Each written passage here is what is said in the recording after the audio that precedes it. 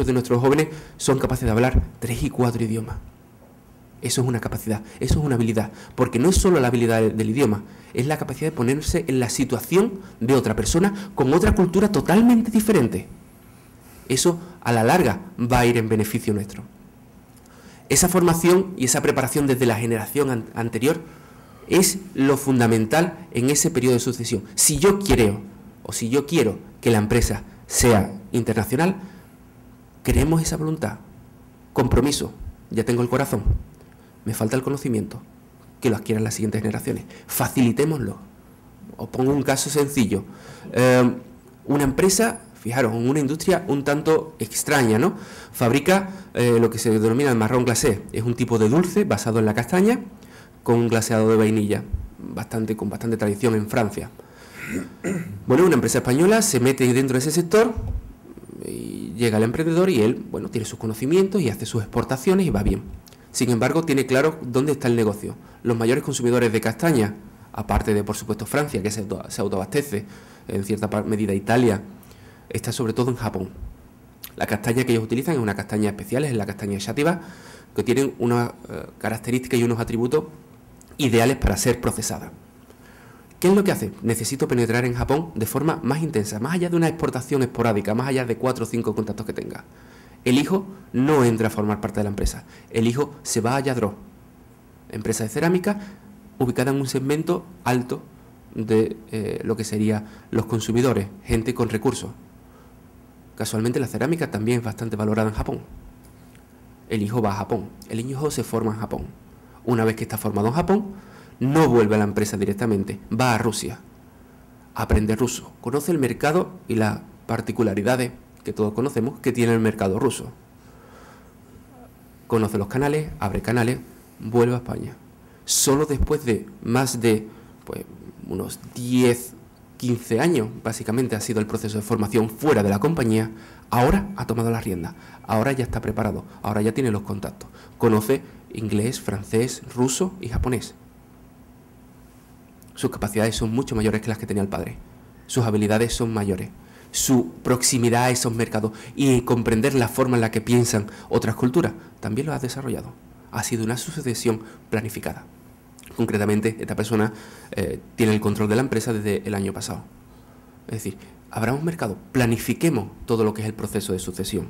¿Por qué? Porque en la mayoría, o en la mayor parte de las ocasiones, la entrada de un sucesor lo que provoca es un cambio. Las empresas van evolucionando de forma gradual.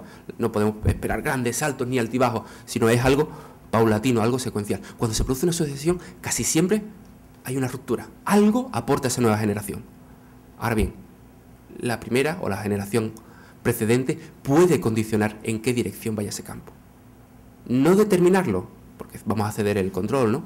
Pero sí orientarlo, sí darle por lo menos el conocimiento para que pueda tomar o no tomar, depende de las circunstancias, una determinada decisión. ¿Cómo son estas empresas en el mercado internacional? Siempre se ha pensado en que la internacionalización es más o menos sencilla y sigue una pauta, empieza exportando esporádicamente, después regularmente, después con más asiduidad, después ya te comprometes y creas algún tipo de contrato, después ya creas filiales en el extranjero. Pero sin embargo la realidad es mucho más compleja. Existen infinidad de formas lineales, no lineales, a la hora de entrar en ese tipo de mercado. ¿Qué ocurre en relación a las empresas familiares y a este tipo de comportamiento? ¿Cuál es el más común o cuál es el más? Obviamente todas son susceptibles de aplicarse. No hay nada que nos diga que la empresa familiar es distinta y que por tanto hay cosas que no puede hacer. Si nos centramos en lo que pueden ser las empresas que nacen y ya son internacionales, ahí es el rol de la primera generación. Pensemos en Heineken. Heineken, una empresa con más de 100 años, nació para ser internacional. Empezó a exportar. ¿Por qué? Porque estaba en Ámsterdam. Estaba en una situación donde el comercio fluía. Lo tengo a mano, aprovechémoslo. ¿Vale? Las circunstancias se le brindaron la oportunidad y eso le permitió una expansión importante.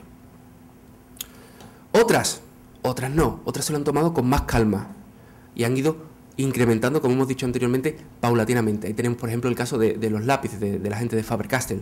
Faber-Castell está ya en su 8ª generación. Empezaron a actuar aproximadamente 1700 y poco, y hoy en día siguen siendo una de las principales industrias del sector. ¿Qué ocurre? Que siempre no ha crecido igual. Ha habido momentos de crisis, ha habido momentos de expansión, ha habido momentos de ampliación de gama de productos, ha habido momentos de diversificación de mercados, de entrada en nuevos mercados. Y cada generación ha ido aportando algo.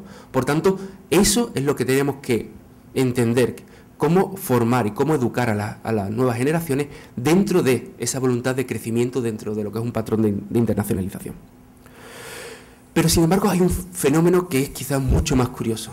Ahí os he colocado un par de ejemplos españoles, uno de Sevilla, otro de la zona de Cataluña, y es lo que se denomina la Born Global. Son empresas que generalmente no han tenido una actividad intensa en los mercados internacionales, pero que llega un momento donde se disparan. La gráfica que tenéis es el paso de la tercera a la cuarta generación. Lo que se produce es un cambio en la voluntad de gestión. Incorporan a gestores diferentes, con una orientación internacional mucho más fuerte, y de repente cambian radicalmente sus operaciones. De no haber tenido prácticamente presencia internacional, hoy en día tienen, pues creo que son del orden de las 20 filiales. Iturri ocurre 3/4 de lo mismo. Ha tenido una expansión, una consolidación durante más de 30 años en el mercado nacional. Ha llegado la tercera generación ahora, y directamente ellos han visto que España o Europa es pequeña, necesitan crecer más, diversificar mucho más el mercado y, por tanto, comprender que esas oportunidades. Eso es lo que tenemos que fomentar en la mayoría de los casos. No tenemos que abarcar todos nosotros como una generación y decir, es que somos los mejores y nosotros hemos llevado la empresa al máximo. Si somos capaces, estupendo, ¿no? Ahí tenéis, volvemos otra vez a Amancio Ortega o la empresa Mango. Pero, aún así, sé consciente de que todo se puede hacer paulatinamente. Hay que promover y favorecer. Para no extenderme en exceso, conclusiones y aspectos importantes a tener en cuenta. El fundador, e imagino que todos lo conocemos y que en muchas ocasiones pues somos nosotros ese mismo fundador, tiene que crear la empresa con una cultura abierta, con una cultura innovadora. No vamos a crear un negocio de barrio. No vamos a crear una panadería para que se quede siempre en esa panadería que está en una esquinita y vendamos a los 4 amigos que sabemos que viven por la zona. No, tenemos que crear una cultura que favorezca esa creatividad, la innovación, el acometer nuevos hechos, que no tienen por qué ser necesariamente internacionales. Poseer unas capacidades, poseer un conocimiento, poseer una habilidad de favorecer eso es importante. Y si no la tenemos, tenemos que intentar aprenderlo. Por tanto, nosotros como emprendedores seamos flexibles, tengamos la mente abierta, seamos de nuestro tiempo, por decirlo así. Tratemos de imbuirnos en estos cambios que la sociedad nos obliga a acometer y, por tanto, ¿no vamos a ser capaces nosotros? Sí, no, es que yo no tengo tiempo, mucho estoy con consolidar la empresa y con hacer que viva más de 4 años, ¿no? Como es la media de las empresas de nueva creación. Ahora bien, ¿cómo lo hagamos? Crear esas normas, esas culturas. Todos conocemos pues esas tradiciones o normas que existen en las empresas familiares con más de 200, 300 años. Tienen su protocolo de actuación y se mantienen hoy en día vigentes. Lo bueno, eran tan amplios, tan aplicables a cualquier realidad, que siguen siendo vigentes, siguen siendo aplicables a casi cualquier empresa. La empresa no está exenta de estar afectada por las condiciones. La crisis y el crecimiento económico son oportunidades o amenazas que se nos brindan. Una crisis en el mercado doméstico puede ser una oportunidad para crecer internacionalmente. Un crecimiento doméstico puede ser una contrariedad, si verdaderamente queremos hacerlo. ¿Por qué? Porque tenemos el crecimiento aquí a la mano. ¿Para qué nos vamos a molestar? ¿Para qué nos vamos a meter en grandes follones e irnos fuera? Si puedo seguir creciendo, tengo mercado, te puedo penetrar. ¿Vale? Sí. Pero ¿por qué cerrar la puerta? ¿Vale? Por tanto, somos de nuestro... Ahora bien, la empresa familiar se caracteriza porque su entorno es doble. Uno es el externo, el que afecta a todas las empresas, pero después tiene otro entorno interno. Tenemos que saber y ser conscientes de cómo está la familia. ¿Quién tiene poder? ¿Quién no tiene poder? ¿Cómo se toman las decisiones? ¿Quién participa y de qué forma en la toma de decisiones? ¿Quién participa en la gestión de la propia empresa? Comprender las circunstancias de cada una de nuestras empresas, de cada una de las empresas familiares, es algo fundamental y necesario si verdaderamente queremos ser capaces de crecer y desarrollarnos como empresa. Obviamente, la sucesión debe ser algo totalmente planificado, de ser algo hasta cierto punto, bueno, controlado, y evitar las peleas. Yo qué sé, Pensemos, por ejemplo, en el caso de L'Oréal, ¿no? Ahora mismo se están pegando puñalas por la espalda para la sucesión. No, es que ella ya no es capaz de gestionar la empresa. No, es que esto se ha hecho. No, es que yo me voy a hacer cargo de ella y por tanto me voy a quedar con el control de la empresa. Intentemos, en cierta medida, crear un protocolo de sucesión. Hagamos las cosas de forma ordenada. Creemos unas normas, creemos unas reglas. Si todo el mundo conoce las reglas, todo el mundo las cumplirá. Si no creamos nada, será la anarquía. La sucesión, pues nada, todo el mundo saldrá allí en medio al patio y empezarán a sacar las espadas y se intentarán matar los unos a los otros. La consecuencia, la empresa entrará en una crisis interna y probablemente sufran sus beneficios, sufra su rentabilidad y en algunas ocasiones sufra o peligre su supervivencia. Las características de las generaciones sucesoras es algo importantísimo. Formémoslas, démosles las capacidades, no las tengamos nosotros, no pensemos que sabemos todo, sino simplemente seamos capaces de entender que ellos pueden hacer más que nosotros. Nuestras habilidades, nuestras capacidades son muy limitadas. Nuestra formación, tened en cuenta que, yo qué sé, nuestros contactos con los ordenadores personales pues, se van a los 80, aquellos 086, aquellos primeros ordenadores que eran mamotréticos. Hoy en día los bebés nacen con los tablets en la mano y te los manejan mejor que nosotros y son capaces, tienen unas habilidades que nosotros no tenemos.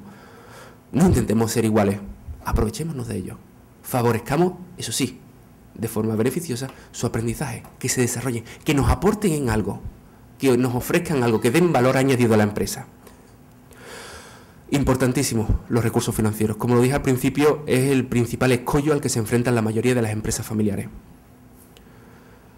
Es importante, como digo, fundamental.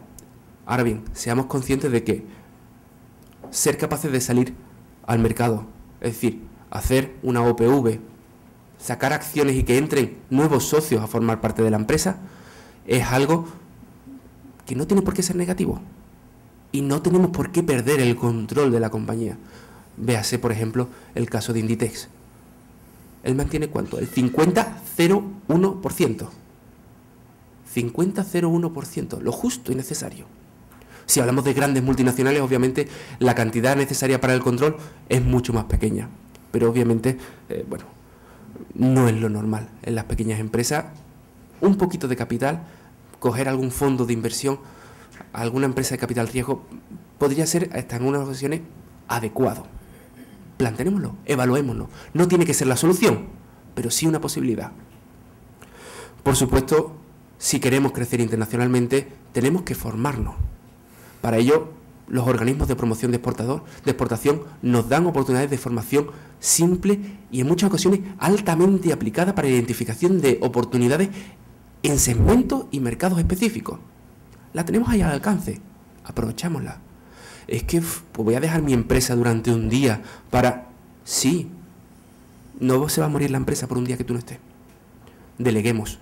Tenemos que ser capaces de confiar en los demás. No entregar nuestras vidas, porque bueno, eso siempre es peligroso, pero sí, por lo menos, ceder un poquito de ese control. Soltemos un poquito de correa, porque el perro va a estar más cómodo, ¿vale? Seamos capaces de involucrar a más gente en el proceso de dirección, de forma que nosotros podamos incorporar nuevas ideas. Aportemos. Todo esto, a la larga, lo que trae es la profesionalización. No es necesario que la empresa haga todo. Si es necesario, contratemos a profesionales. No pasa nada. Una cosa es la propiedad, una cosa es el control, otra cosa es la gestión. La mayoría de las empresas, lo que es la propiedad y lo que es la gestión son dos conceptos totalmente separados. Porque aquí no. No tiene que ser una gestión total. Puede ser una gestión parcial en un área determinada, en un área específica. Lo mismo que antes. Consideremos por lo menos esa acción. Planteémonos esa alternativa. No tenemos que ser buenos en todo. Es imposible que seamos buenos en todo, ¿vale? Y por supuesto, y como conclusión, el compromiso familiar. Es innegable que si no tenemos el apoyo de la familia en este tipo de empresas, no tenemos nada. No intentemos hacer las cosas por la fuerza. Negociemos, planifiquemos. Ahí el fundador quizá tenga un poquito más que decir, pero si no, siempre se puede llegar a algún consenso dentro de la familia. Hagámoslo de forma civilizada, no vayamos a las bravas. ¿Por qué? Porque a la larga desde este punto de vista, no vamos a llegar a ningún sitio. Vamos a acabar con enfrentamientos, rencillas internas y a la larga un declive bastante importante de lo que es el entorno social, el entorno familiar y por tanto el entorno empresarial, porque cada uno después va a hacer en la empresa lo que le venga en gana, ¿no? Pues básicamente estas son las principales cosas que tenemos que tener en consideración. Importantísimo, seamos profesionales, tengamos conocimiento de cómo se toman las decisiones, tengamos visión de emprendedor, seamos capaces de identificar cuáles son las oportunidades que nos brinda el sector, no ya en nuestro país, sino también fuera. Consideremos que la empresa familiar posee una riqueza adicional y es precisamente la familia, esa voluntad de continuidad en el futuro. Y, por supuesto, si no tenemos conocimiento, formémonos o contratemos a aquellos que los quieran. Obviamente la empresa familiar tiene un gran potencial, es sumamente importante y no tienen que cambiar solo las autoridades que se tienen que dar cuenta de esta realidad, sino también nosotros como propias empresas tenemos que ser conscientes de que hay algo en nuestro interior que se puede suavizar y que si somos capaces de imbuirnos en esta nueva cultura de gestión, en esta nueva cultura de análisis, identificación y explotación de oportunidades, probablemente, siempre probablemente, nosotros no tenemos fórmulas mágicas que nos den una solución, probablemente tengamos una vida larga y próspera.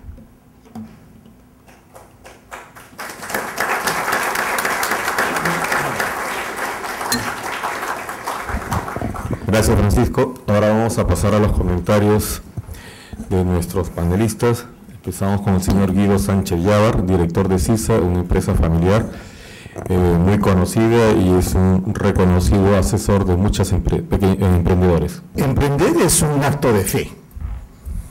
El acto de fe de que va a funcionar lo que tú tienes en la cabeza.